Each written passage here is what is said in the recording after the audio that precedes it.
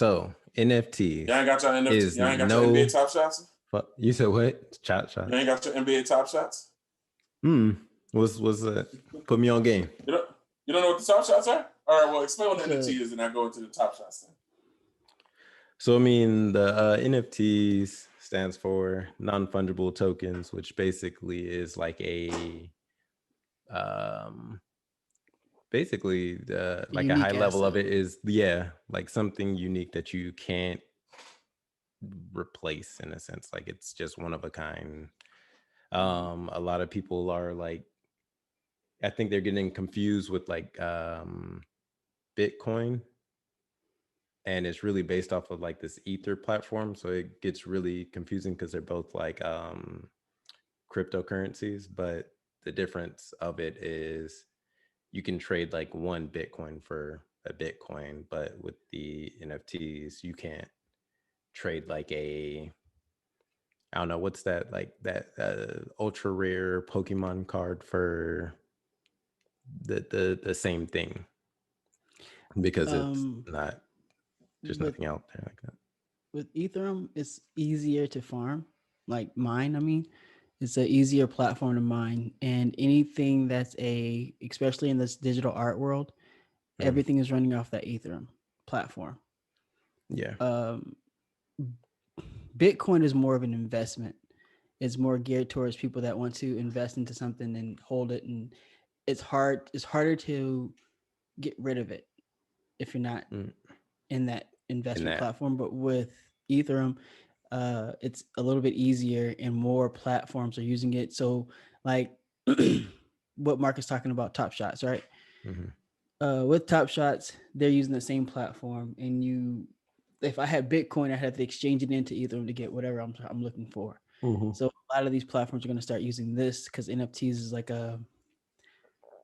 the best way I heard that described it is just like, if you buy a video game, right? With what's that stupid ass video game? It's not stupid, but what video game do like kids play when they first came out and they could do all the dances and shit? Fortnite? Doesn't matter.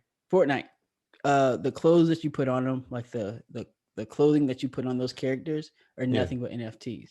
It's just that one unique item that you say I have, that you want the world to know that I have it. So there's nothing tangible that you can really touch. They're just like things that you can buy digitally and that you really enjoy. And hopefully someone sees value in that later.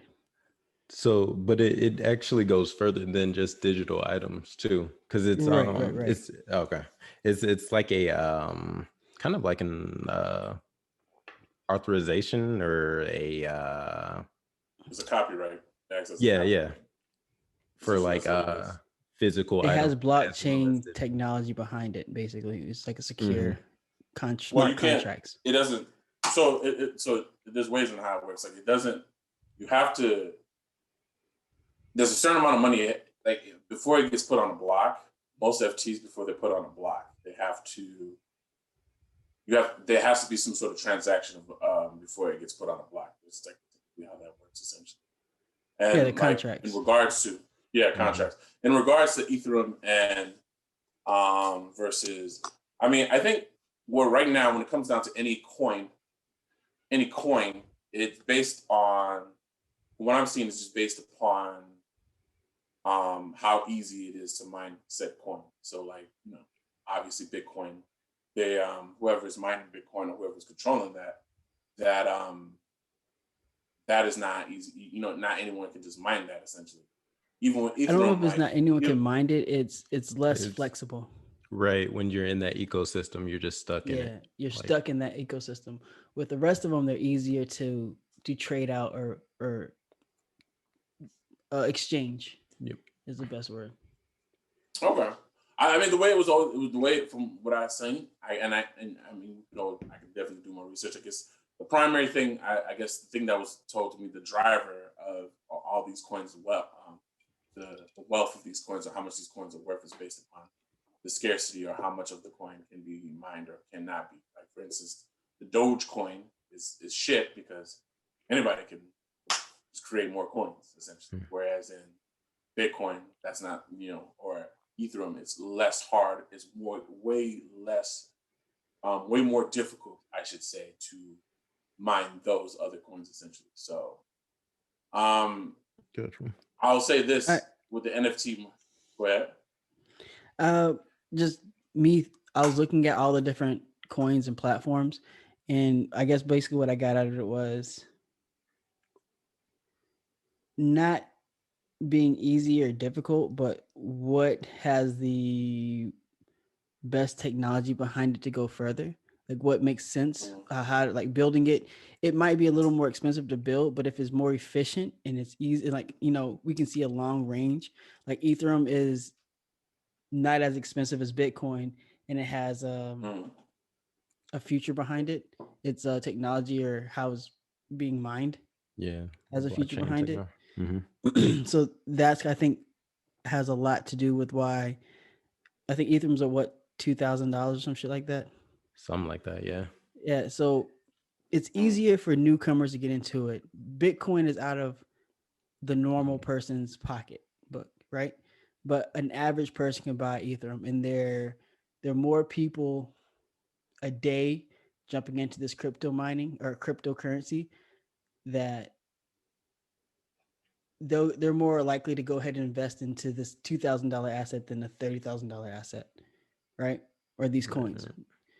So that's what makes Ethereum a more logical way to go, I guess, and what makes it a better, I guess, platform for a lot of these NFTs to use. Because that's what because right now when Tim was saying it's more physical hasn't, like, that's the future of what NFTs are, is how I'm seeing it.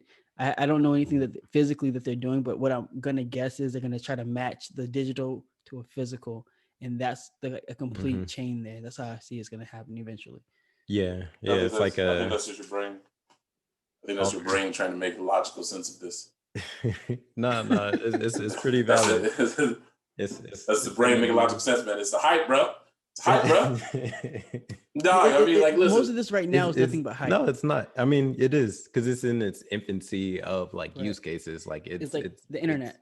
Like 2005 or 9. When the internet come earlier out? than that. Shoot. I mean, 95, right now. 95. Well, listen. Listen. Hopefully, I guess maybe we'll do that, and it'll turn into a stabilized market where you can kind of understand where driving the value, the intrinsic value of these things. Whereas right now, there's nothing. There's absolutely nothing. There's absolutely nothing that drives the value of Jim Jones, a picture of Jim Jones's chain. Why is Jim Jones's chain selling for $1,000 and then reselling for $5,000? It is. It's uniqueness. I mean, that's that non-fungible hype. No, it's non-fungible. Is it? It is hype. So it is both. hype, but the hype has to be paired with the uniqueness of whatever digital or physical or whatever item in general. Okay, and what determines the uniqueness? What is it? What is the driver that determines how? That is actually unique. Item? Like, I mean, it could be a card, it could be music, it could be whatever. But I mean, it has to be seen as value. It's valuable. It's both. No, I said both. See, here's the thing that I keep thinking about too. It's because you both are making good examples, and this is what messes my head up. Is at what point did this become gambling and not investing? Like, where is that line at that you trade off? Like, people are buying things with no logical sense, right? Like, I buy stocks because I've done the research, and that's what makes that an investment. But gambling is just going out there to just throw your money and hoping that you win. No, there's a science to gambling. Most high stake gamblers, real gamblers, there's a science to it. There's a line between the two, though, right? Like, there's a line. There's a clear line between gambling and investing, right? Even though it's very thin, because I sometimes compare it to that. But there's real gamblers and people who fund the whole institution. Real gamblers, there's a science to gambling. And then there's people who just go to just lose all their